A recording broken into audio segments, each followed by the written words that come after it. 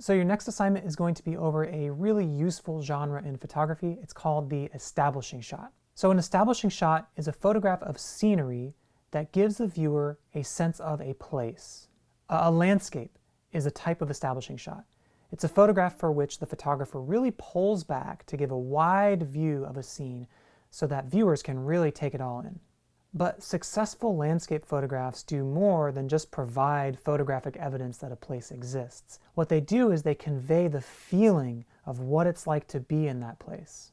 That's the difficult thing, and that's really what separates good photography from mediocre photography, is conveying that feeling of being in that place. Photographers accomplish this the same way they accomplish everything else in photography, through light, composition, and moment. Before we get to that, let's talk about some other types of establishing shots, because landscapes are not the only option.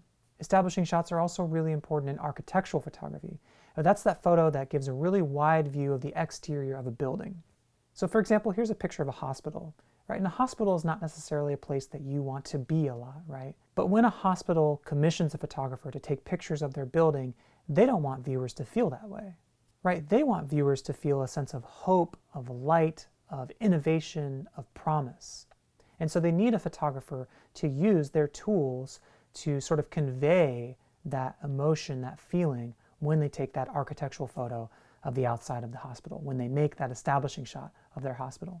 I think you'll see in this photo that light is super important for an establishing shot.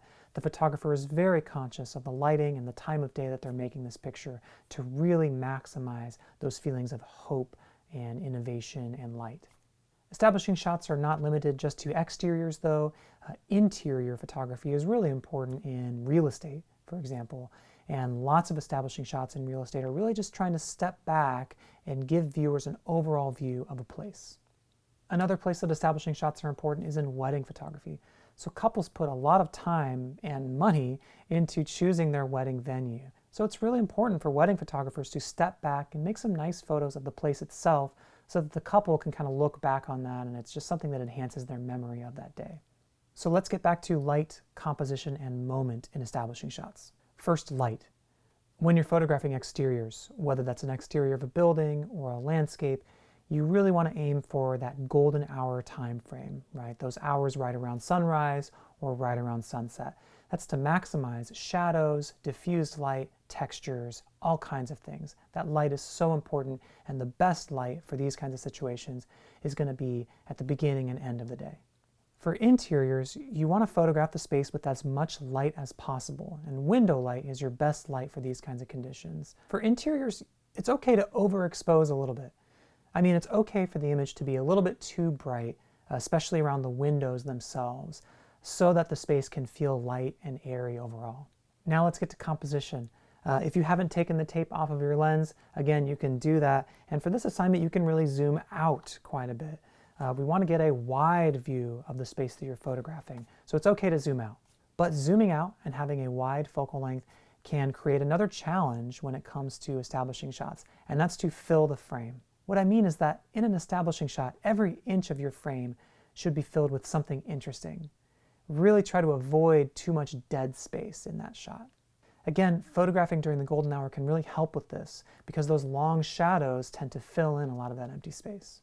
So what about moment? Right, if you're photographing a landscape, nothing is moving there, right? So what's the use of thinking about moment? Actually, moment is more critical to establishing shot and landscape photography than you might think. Actually, for this photo, this iconic landscape photograph by Ansel Adams that you might have seen before, the photographer went to this location several times to photograph, waiting for the right conditions, waiting for the right moment.